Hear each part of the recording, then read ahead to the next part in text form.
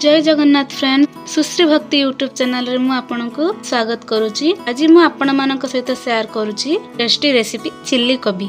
Chilli कोबी तो समस्तनकर favourite. या भात रे हो, रुटी रे हो कि परोटा स्नैक्स रे खाया को समस्त पसंद करती। ताहले वीडियोटी को आपण माने प्रथम शेष जाए देखंतु। जदि मो वीडियोटी आपनको भलो लागुची ताहले लाइक कमेंट शेयर सब्सक्राइब करबा को जमारो भूलंतुनी।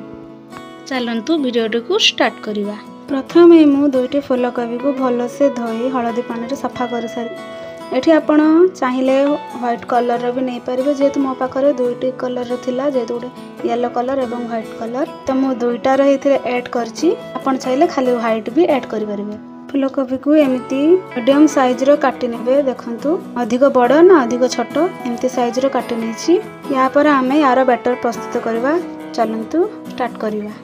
प्रथमे गोटे बाउल नबा, सेथिरे मु गोटे कप कॉर्नफ्लोर ऐड कली, आउ गोटे कप कॉर्नफ्लोर ऐड कली। जेहेतु मु दुईटा बड़ बड़ फूलकोबी नेछि तो आपण क्वांटिटी अनुसार कॉर्नफ्लोर ऐड करिवे। आउ गोटे कप कॉर्नफ्लोर ऐड कली। टोटल मु 3 कप कॉर्नफ्लोर ऐड करिछि। एथिरे मु ए कप रे मापी गोटे कप मैदा ऐड कली, आउ आधा कप मैदा ऐड कली। एथिरे मु अल्प अदा पेस्ट ऐड कली। तापर मैं एथे अल्प हलदी पकेली। तापर आमे अल्प लंका गुंड एथे ऐड करबा। एथिरे मु सोया सॉस ऐड कर। एथिरे मु धनिया गुंड टिके ऐड करछि, आउ टिके कलर पई मैं एथिरे काश्मीर मसाला टिके ऐड करछि, जादरा टिके कलर आसीबो। आपण चाहिले फूड कलर ही पकई पारिबे, जेहेतु मो पाखरे कलर नाही, जेहेतु मु काश्मीर मसाला यूज करिछि तो सेटा टिके पकई देबे। आउ टिके मु एथिरे करी पाउडर ऐड कली। आपनक पाखरे जो जो मसाला अवेलेबल अछि आपण से मसला पकई पारिबे। स्वाद अनुसार मुझे एथिरे लूण ऐड कर देली। तापर एथिरे अल्प अल्प पानी करिकि भल से बैटरटा प्रस्तुत कर देबा। देखंतु मु अल्प पानी देके एथिरे भल से बैटरटा को प्रस्तुत कर दउची। देखंतु केते सुंदर भाबरे बैटरटी बनि गला। आपण भी एम्ति मन रखिबे, बैटरटा को बेसी मोटा किंबा बेसी पतला करिया को चेष्टा करबनी, एमिति बनेइबे। कलर भी देखंतु पूरा मस्त कलर टाइप भी आछि, देखि पारथिबे। एबे एथिरे आमे फूलकोबी को पकेइबा। फूलकोबी को भल से गलई दबा।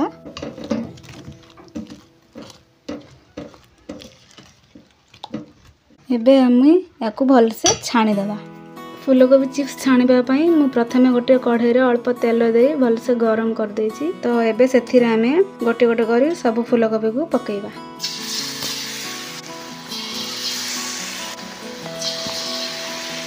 देखंतु गोटे गोटे करी मु सब फूलकोबी को पकई देछि। गोटे पट हो गले हमें ताकू आर गोटे पट को भाजी दबा। गोटे पट भाजी हो गला परे आर गोटे पट को भाजी दबा भल से। देखि पारथिबे एमती भल करी दी पट साइड को भल से भाजी दबा। देखंतु कोबी चिप्स भल से भाजी हो गला परे ताकू हमें छाणी नबा। भल से ताकू छाणी की गोटे बाउल रे रखि दबा।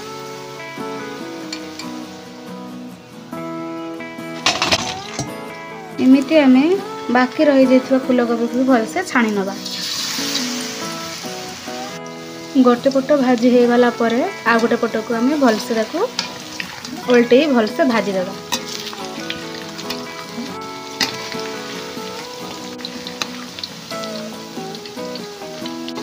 कोबीटी भल से सिझी गले बा भल से फ्राई हो गले ताकू आमे छाणी नबा। कोबी हमरो भल से भाजी जाइछि। एबे याकू आमे भल से छाणी नबा।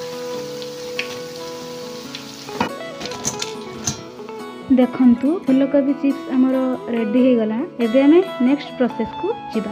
तेल हमरो गरम हो सारलानी। मु एथिरे गोटे बड़ चामच तेल नेछि। सेथिरे मु गोटे बड़ चामच जीरा पकेइली एवं गोटे बड़ चामच मु हेंगु पकेइली। हेंगु दबा द्वारा टिके टेस्ट भलो लागे एवं बास्नाटा भी बहुत भलो आसे। एबे मु किछि कंचा लंका काटी रखिथिली, देखि परिबे, ताकू मैं एथिरे ऐड कली। एबे आमे याकू टिके भल से गोली नबा। एबे आमे एथिरे अदा पेस्ट को पकेइबा। अदा पेस्ट पकई आमे याकू भल से गोळई नबा। एबे आमे एथिरे कैप्सिकम ऐड करिबा। मु एठी किछि कैप्सिकम काटी रखिछि, देखि पारथिबे एमती छोट छोट साइज करि मु काटी नेछि। एबे आमे याकू पकेइबा। ए कैप्सिकम को आमे भल से गोळई की भाजी नबा। कैप्सिकम को मु 2-3 मिनट भाजी देली। देखंतु कैप्सिकम टे भलसे भाजी हो गला। एबे आमे एथिरे किछि कटा टमाटो ऐड करवा। एबे आमे एथिरे गोटे चामच हळदी पकेवा और गोटे छोटा चामच लंका गुंड पकेवा। जेहेतु आमे आगुरु कंचा लंका पकेइथिले तो अल्प लंका गुंड पकेवा। एबे आमे एथिरे करी पाउडर ऐड करवा। तो मु एथिरे अल्प करी पाउडर ऐड कली। या पर आमे काश्मीर पाउडर ऐड करवा। एटा टिके कलर पई मु ऐड करछि जहा द्वारा कलरटा भल आसीबो। एथिरे अल्प काश्मीर लंका मु ऐड कली। आ मो पाखरे एबे धनिया पाउडर अछि तो मु सेटा को भी ऐड कली। एबे आको हम टिके भल से गळै नबा। एबे आमे एथिरे सोया सॉस ऐड करवा। देखंतु एबे आमे एथिरे स्वाद अनुसार लूण ऐड करवा। एबे आमे एथिरे सन केचप ऐड करवा। एबे आमे एथिरे चिल्ली सॉस ऐड करवा। जेतु मु कंचा लंका और लंका गुंड बेल पकईथिली तो टेस्ट पाई मु अल्प चिल्ली सॉस पकेवा। एबे आमे आको भल से गळै नबा। देखंतु केते सुंदर कलर आछि। एबे आमे एथिरे कॉर्नफ्लोर को टिके पानी करी ऐड करबा जहा द्वारा टिके ग्रेवी आसीबो। थिकनेस टा टिके कम रहइबा, ग्रेवी लागिबो। एबे आमे एथिरे गोटे कप कॉर्नफ्लोर टिके पानी देई आको भल से गळे की पकेइबा। एबे आमे आको भल से गळे नेबा। देखि बाटरे ग्रेवी हेछि। एथिरे आमे टिके अल्प पानी देई के आको भल से गळे नेबा।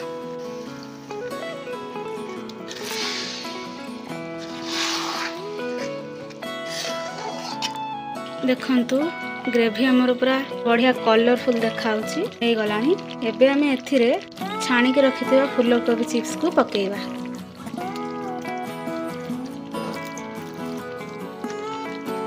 सब फूलकोबी को आमे एबे पकेइ देछु। एबे आमे आको भल से गळै दबा।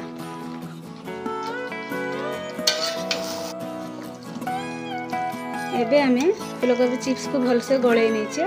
देखंतु केते सुंदर भाबर हमर चिल्लीटा प्रस्तुत हो जाइछि। एबे आमे याको गोटे प्लेट रे गरम गरम सर्व करबा।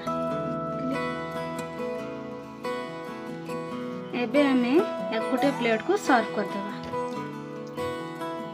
एबे हमरो फूलकोबी चिल्ली रेडी हो गला। More first recipe long video आपण मन देखंतु केमिति लागला कमेंट करंतु। पुणी देखा गोटे नुवा वीडियो सहित रहउछि। जय जगन्नाथ।